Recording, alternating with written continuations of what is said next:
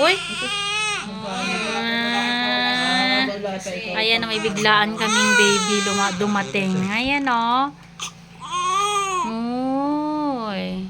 Pero sakto naman na yung ano niya, yung kilo, 3 kilos si baby. Ayan, may mga initial vaccine din kami bibigay kay baby. Yung Hepa B, vitamin K, tas yung eye ointment sa mata ni baby. Ayan, oh, ala, ang busngot. Hindi niya pinahirapan si mami niya. Pagdating dito, andyan na. Ay, ang galing naman yan. Hindi pinahirapan ang mami.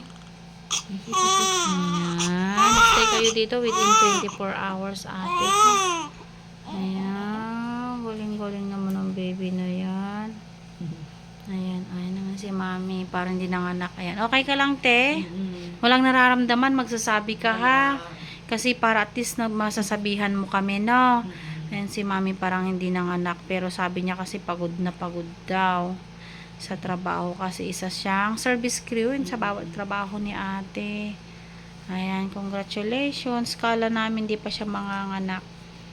Ayan, pero nagkamali siya sa bilang ng ano ng baby niya. So, ayan, sakto naman. 3 kilos si baby. Okay naman siya. Hindi naman preterm.